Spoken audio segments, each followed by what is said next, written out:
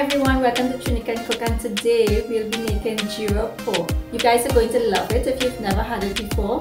Jeera pork is one of those street foods or finger foods or appetizers that you must have on a lime. And TRINI people know what I'm talking about. It is known for its extreme roasted jeera flavor and spice level, meaning it tastes better with lots of pepper. Jeera pork can be served as a side dish with rice or roti, or it can also be prepared as cutters or appetizers or finger foods like I said before.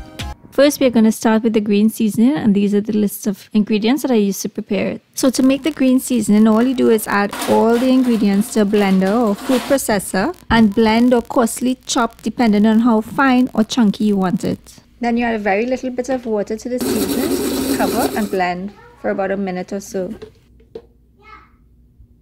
Next, we are going to wash, clean and season the pork. Now you can use any part of the pig, but I like to use the pork belly for the fat with some leaner cuts of pork.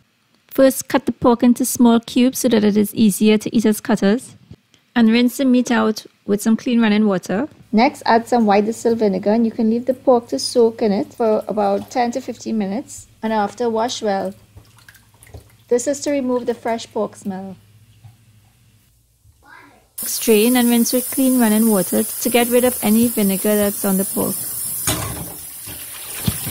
Once the meat has been thoroughly washed and cleaned, place in a clean bowl because now we are going to season it.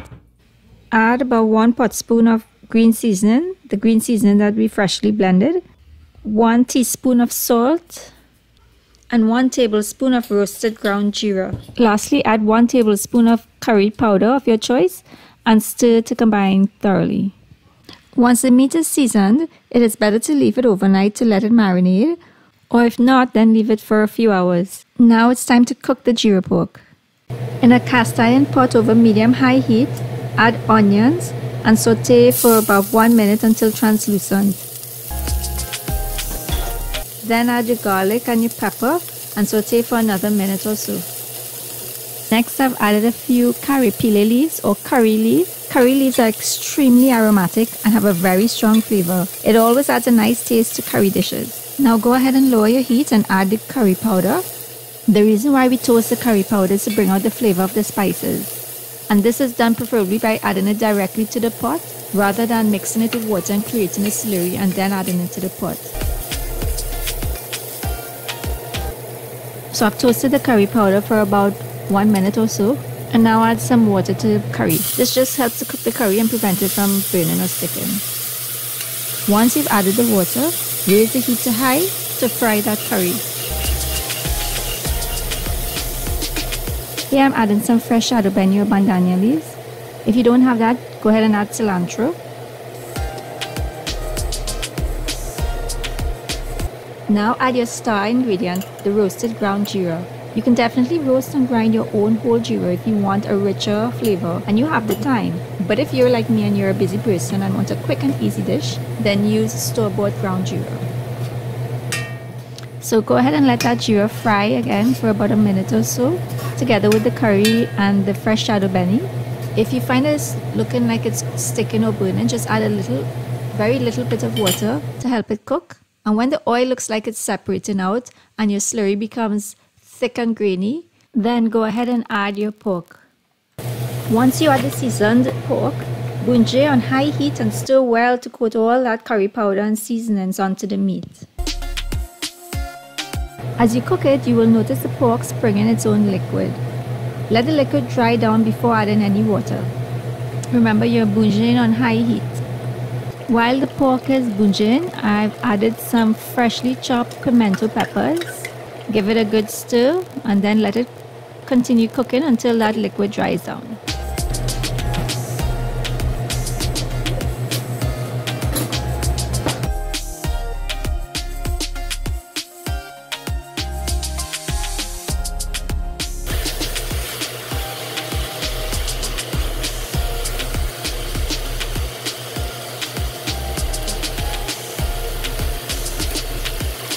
When you see the liquid has dried down and it is starting to stick to the bottom, add your hot water. You must add hot water so it does not stop the cooking process. Add enough hot water so that the meat is covered. Once you've added the water, lower your heat to medium and you can cook it covered or uncovered. If you're covering the pot, you can cover for about 10 to 15 minutes. Towards the end again, add the other half of cup of shado beni or bhandhania. After about 20 to 30 minutes, you would have noticed that the liquid has dried down. And towards the end, or when it's almost finished cooking, that's when I add my roasted ground jeera once again. This gives it that extra burst of jeera flavor when you bite into it. It's so good. So basically the name Jeera Pork is very fitting because you're adding your roasted jeera while seasoning at the very beginning and at the very end. At this point, please check for salt and taste because this would affect the flavor of it. Now you can turn up the heat at this point if you're like me and you like it with a little bit of gravy or sauce. Or if you prefer it more like cutters and more dried down, you can cook it for a few more minutes. I think this looks perfect now. It's ready to go. And it's best served hot or warm. Can now be enjoyed with hot roti or rice or a nice cold drink. So that's it. Hope you try it and leave me a comment. Don't forget to like, share and subscribe if you want to see more videos, and stay tuned for more delicious TRINI recipes. Bye for now.